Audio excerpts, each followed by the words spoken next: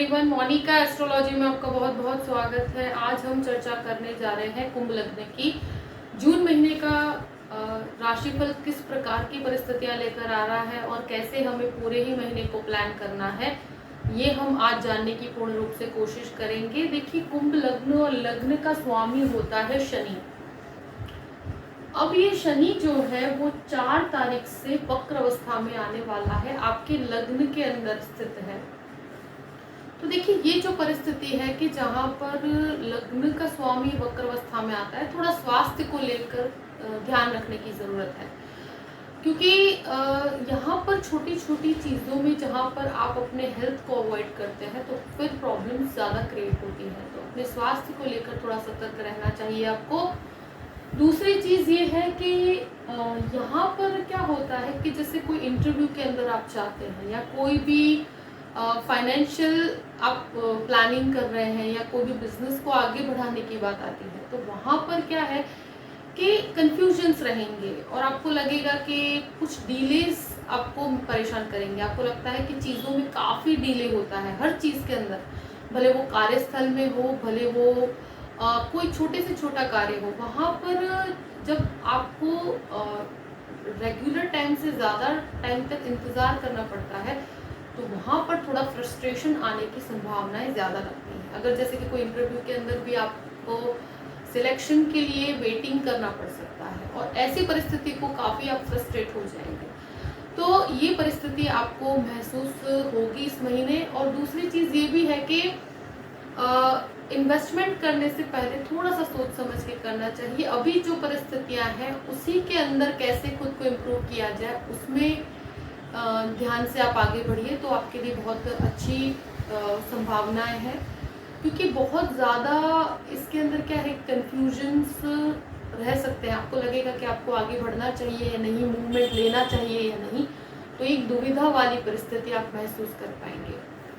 Second house की बात करते हैं। द्वितीय स्थान में गुरु मंगल की युति। मंगल 27 तारीख तक आपके द्वितीय भाव में रहेगा, उसके बाद वो तृतीय भाव में चला जाएगा। देखिए, गुरु मंगल की युति काफ़ी पॉजिटिव है फाइनेंशियल फ्रंट पर इतना ज़रूर कहूँगी कि यहाँ पर वाणी के अंदर थोड़ा सा अग्रेशन आ सकता है, यानी कि गुस्सा आ सकता है आपकी वाणी के अंदर, क्योंकि गुरु एक स्थिरता है मगर उसके साथ मंगल होने के कारण आप चीज़ों को सहन नहीं कर पाएंगे। कोई कुछ भी कहेगा फैमिली के अंदर तो आप उसको तुरंत एक रिएक्टिव जवाब देंगे, तो वो चीज़ में आपको थोड़ी स्थिरता रखने की ज़रूरत है। अगर कोई भी प्रकार का फैमिली मैटर है, उसके अंदर आपका कोई पॉइंट ऑफ व्यू रखने की बात है, तो थोड़ा शांति से बात कीजिएगा, क्योंकि यहाँ पर अग्रेशन एक तरह से फैमिली का माहौल ख़राब कर सकता है। तो इस चीज़ में ध्यान रखना है। बाकी बिजनेस पॉइंट ऑफ व्यू से और फाइनेंसेस और आपकी सेविंग्स के पॉइंट ऑफ व्यू से ये काफ़ी बेनिफिशियल परिस्थिति है, तो कोई नुकसान वाली कोई स्थिति नहीं है। और ये वाणी से आप अगर पॉजिटिवली कार्यस्थल में कार्य करते हैं तो बोलकर आप काफ़ी चीज़ों में पॉजिटिव रिजल्ट्स प्राप्त कर पाएंगे। बट मंगल के कारण उतावलेपन से बचिए, बाकी कोई चिंता वाली बात नहीं है। फैमिली मैटर अगर कोई भी डिस्प्यूट है तो उसमें हो सके तो आप उस चीज़ में पढ़िए मत, अगर पढ़ते भी हैं तो उसमें वाणी के ऊपर संयम रखिएगा। तृतीय भाव की बात करते हैं। तृतीय भाव का स्वामी खुद आपके द्वितीय भाव में शुक्र राहु की युति। देखिए, शुक्र राहु जो होता है उसमें ऊपर से आपके शनि की एक दृष्टि, भाई बहनों के साथ संबंधों में, और वो भी अगर जॉइंट बिजनेस है या जॉइंट प्रॉपर्टी से कनेक्टेड कोई प्रॉब्लम है और वहाँ पर कोई डिस्प्यूट है तो क्लैशेस हो सकते हैं। और कोई जॉइंट बिजनेस भी करते हैं तो वहाँ पर भी पॉइंट ऑफ व्यूज नहीं मिलेंगे, और उसके कारण से भाई बहनों के साथ या चाइल्डहुड फ्रेंड्स के साथ जहाँ पर भी कोई नया कार्य शुरू करने की बात होती है या ऑलरेडी आप किसी काम में इन्वॉल्व हैं तो वहाँ पर छोटी छोटी चीज़ों में क्लैशेस इस महीने मैं देख सकती हूँ। क्योंकि यहाँ पर ये परिस्थिति ऐसी है कि 18 जून तक शुक्र आपके तृतीय भाव में है, फिर वो चतुर्थ भाव में चला जाएगा।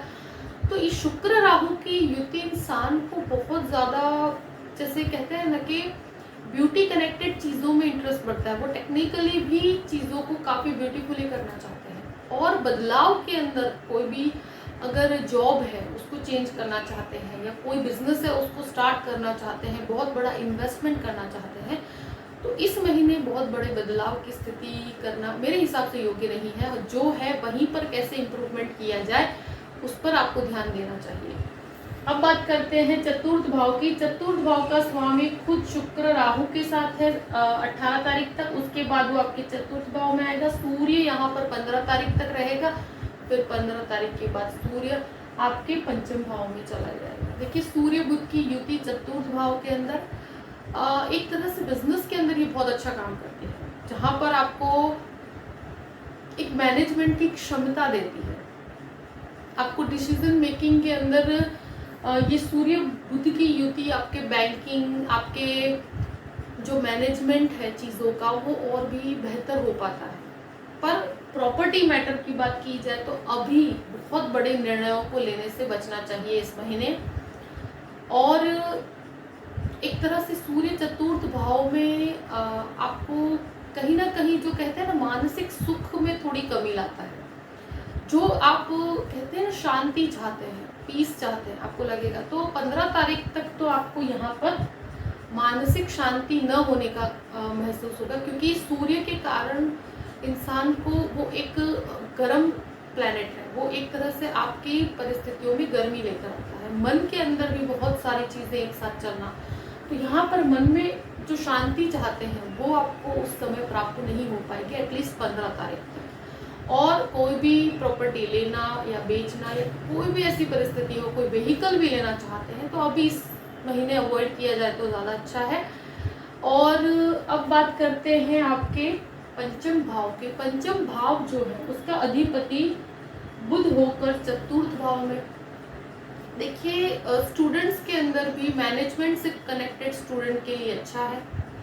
यहाँ पर क्या हो रहा है कि शुक्र की राशि में है, तो कहीं ना कहीं आपके स्टडीज में भटकाव भी आ सकता है। कोई लव की कोई रिलेशनशिप है आपका, तो यहाँ पर एक क्लैरिफिकेशन हो पाएगा, इसमें आगे बढ़ा जाए या ना बढ़ा जाए, क्योंकि ये पंचमेश और सप्तमेश की युति चतुर्थ भाव में होती है। तो आपके मन में संबंध को नेक्स्ट लेवल पर ले जाने की इच्छा रहेगी। और ये मैटर आपके लिए जब 15 तारीख के बाद सूर्य आपके पंचम भाव में आएगा, तो अगर प्यार को आप मैरिज में कन्वर्ट करना चाहते हैं तो वो 15 तारीख के बाद समय फिर भी मैं कहूँगी कि अच्छा है, करना चाहिए आपको। बाकी स्टूडेंट्स को कोई भी अपने एजुकेशन के अंदर जो कोर्स का सिलेक्शन होता है उसमें गलती ना हो, इस चीज़ का ध्यान रखना है, क्योंकि ये परिस्थिति के अंदर जब आपका पंचम भाव का अधिपति खुद से द्वादश में बैठा हुआ है, तो ये भटकाव आपके कोर्सेज के अंदर लेकर आता है। जो कोर्स का सिलेक्शन आपको करना चाहिए वहाँ पर गलती हो सकती है। अब अगर संतानों की बात की जाए कि संतानों के साथ भी छोटी छोटी चीज़ों में क्लैशेस हो सकते हैं, मगर बहुत ज़्यादा चिंता वाली बात है, क्योंकि ये आपका पंचमेश खुद द्वादश में है, तो वहाँ पर बच्चों में और आपके अंदर छोटी छोटी बातों में विवाद होते हैं। तो जितना उसको अवॉइड किया जाए अच्छा है, क्योंकि इसमें ज़्यादा इन्वॉल्व होने में आपके संबंधों में खटास आती है। ये एक तरह से कहा जाए कि शेयर मार्केट की स्थिति के अंदर अभी बहुत बड़ा इन्वेस्टमेंट करने से आपको बचना चाहिए। अब बात करते हैं 6th हाउस की। 6th हाउस पर गुरु की पूर्ण दृष्टि है। देखिए, एक तरह से मैंने देखा है कि कर्क राशि के ऊपर गुरु की दृष्टि बहुत उच्च मानी गई है, तो आपको प्रॉपर ट्रीटमेंट मिल पाएगा। कोई भी दवाई हो या कोई भी आपको प्रॉब्लम्स भी है, तो यहाँ पर आपको क्लियर हो जाएगा कि आपको क्या प्रॉब्लम है। उसका ट्रीटमेंट के लिए आपको योग्य दवाई भी प्राप्त होती है। यहाँ पर एक दो चीज़ें हैं कि आपको कह सकते हैं कि जब भी कोई पीसीओडी से कनेक्टेड कोई प्रॉब्लम है, कोई भी लेडीज़ को प्रॉब्लम है, या ओबेसिटी यानी कि जो हेल्थ बढ़ती है उसकी प्रॉब्लम है, उसके अलावा बोन से कनेक्टेड, नर्वस सिस्टम से कनेक्टेड कुछ प्रॉब्लम्स है, उन सभी के अंदर ये गुरु पूर्ण रूप से आपको प्रॉपर रास्ता दिखा पाएगा कि कैसे आपको इसमें से ट्रीटमेंट लेना चाहिए। यहाँ पर एक चीज़ मैं ज़रूर कहूँगी कि लोन्स को अगर आप लेना चाहते हैं तो ले सकते हैं। यहाँ पर गुरु आपको लोन प्राप्ति करवाता है। अगर लोन कम करना चाहते हैं तो भी गुरु आपके लिए काफ़ी सपोर्टिव है। और कंफर्ट जोन के साथ लोन लिया जाए तो अच्छा है, क्योंकि दूसरे प्लैनेट्स की जो पोजीशन है वहाँ पर कार्य में बहुत ज़्यादा बदलाव करके या कोई गलत इन्वेस्टमेंट ना हो, इस चीज़ का आपको ध्यान रखना है। शत्रु आप पर हावी नहीं हो पाएंगे। अब बात करते हैं 7th हाउस की। 7th लॉर्ड आपका चतुर्थ भाव में। देखिए, मैरिड लाइफ के अंदर एक ही चीज़ कही जाएगी कि जो सूर्य बुध की युति है बिजनेस पॉइंट ऑफ व्यू से बहुत अच्छा काम कर रही है। अगर कोई भी कमीशन बेस का काम करते हैं बैंकिंग सेक्टर के अंदर, उन सभी के लिए बहुत अच्छी परिस्थिति है। पर एक चीज़ मैं ज़रूर कहूँगी कि बिजनेस के अंदर या बिजनेस पार्टनरशिप में ऐसी कोई बड़ी प्रॉब्लम नहीं है, मगर यहाँ पर एक शनि की दृष्टि आपके पड़ती है।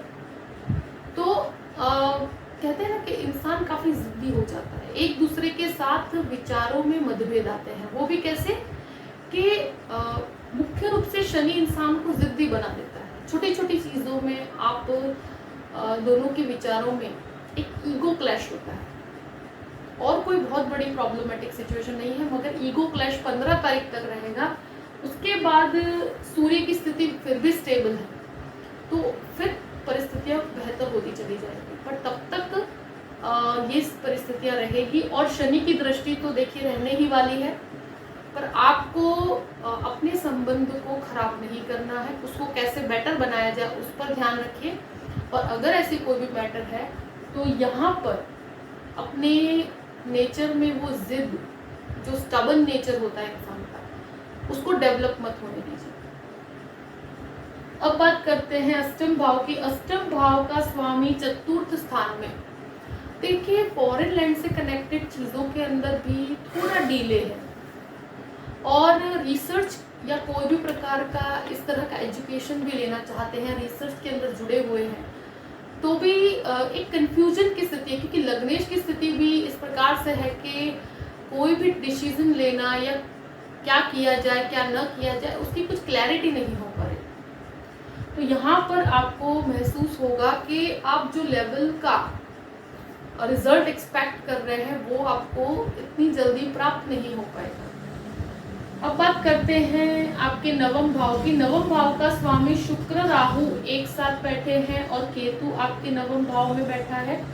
देखिए, आध्यात्मिक चिंतन के लिए केतु बहुत अच्छा कार्य कर रहा है, मगर आपके नवम भाव का अधिपति खुद शुक्र बनकर राहु के साथ है, तो वहाँ आध्यात्मिकता में थोड़ी कमी आती है। इंसान डिस्ट्रैक्ट हो जाता है, जैसे उसको कभी कभी लगता है कि जो विश्वास है उसका थोड़ा सा स्पिरिचुअलिटी पे से डगमगा जाता है। यानी कि इतना करने के बाद भी लगता है कि जितना हमने ईश्वर के साथ कनेक्शन बना के रखा उस प्रकार से हमको वो आस्था में थोड़ी सी कमी आती है, ऐसा आपको महसूस होगा। बाकी ये शुक्र राहु के कारण आप कह सकते हैं कि अगर कोई आप मास्टर्स की भी डिग्री लेना चाहते हैं तो वहाँ पर भी डिस्ट्रैक्शन आती है, यानी कि आपको डिस्टर्बेंसेस महसूस होंगे। आप लेना भी चाहते होंगे तो भी कहीं ना कहीं एक रुकावट महसूस कर पाएंगे।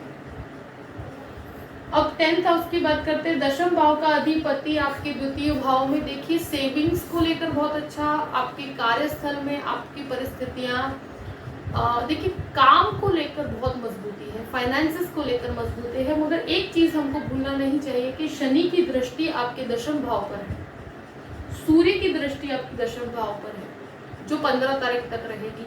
तो ये 15 तारीख तक की जो स्थिति है वहाँ आसपास के कलीग्स के साथ या कोई भी नई एजुकेशन, आप कोई भी नई जॉब के लिए जा रहे हैं, कोई नया कार्य शुरू करने जा रहे हैं, तो वहाँ पर आपको काफ़ी डिलेज और डिनायल का महसूस होगा कि बहुत चीज़ों में रुकावट महसूस होगी।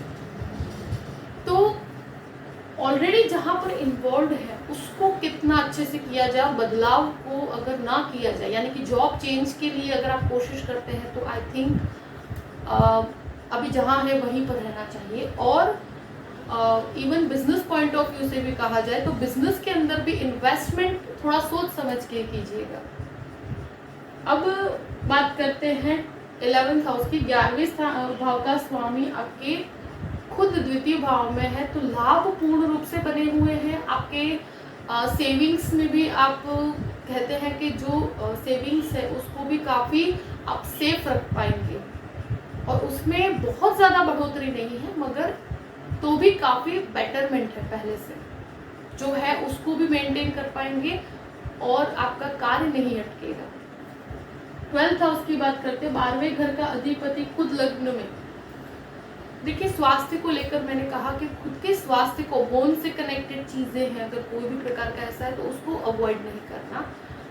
विदेश के कार्यों में थोड़ा आपको डिलेज महसूस होंगे ये महीने पूरे ही, जहाँ पर आप खुद डॉक्यूमेंटेशन को लेकर या कोई भी प्रक्रिया को लेकर आपको डिले महसूस होगा। पर ये वक्र गति का जो शनि है वहाँ पर आपको ओवर स्ट्रेस नहीं लेना, बहुत जिद्दी नहीं बनना, चीज़ों को लाइटली लेकर और फिर डिसीजन लेकर आप आगे बढ़िए। अपने मेहनत को जितना बेटर कर सकते हैं उस पर आपका ध्यान होना चाहिए। लीगल मैटर अगर कोई भी चल रहा है तो उसमें आप वाणी को लेकर थोड़ा ध्यान में रखिएगा। यहाँ पर बहुत ज़्यादा रिएक्टिव होना आपके लिए अभी बिल्कुल भी अच्छा नहीं है, क्योंकि ये शनि आपके लिए फिर नेगेटिवली कार्य करेगा। तो आप शब्दों को बहुत ध्यान से यूज़ कीजिएगा कि कैसे आपको लीगली किस तरह से आपकी बैटल को आगे बढ़ाना है। और खर्चों को नियंत्रण करना ज़रूरी है, यहाँ पर खर्चे बढ़ने की संभावनाएं महसूस होती है। देखिए कुंभ लग्न वालों की जो भी परिस्थितियां हैं मैंने आपके सामने रख दी है। आई होप कि ये वीडियो आपको पसंद आया होगा। पसंद आए तो लाइक भी कीजिएगा और सब्सक्राइब भी कीजिएगा। देखिए अगर आप मुझसे कंसल्टेशन लेना चाहते हैं तो आप डिस्क्रिप्शन बॉक्स में मैंने अपना ईमेल आईडी दिया हुआ है astrologymonica@gmail.com, आप उस पर मेल कर सकते हैं। मैं आपको पूरी जानकारी प्रदान करूंगी कि कैसे मुझसे कांटेक्ट किया जाए और कैसे मुझसे कंसल्टेशन लिया जाए। तो देखिए परिस्थितियों को देखकर अपने पूरे ही महीने को प्लान कीजिए और हमेशा खुश रहिए। Thank you so much. जय श्री कृष्ण।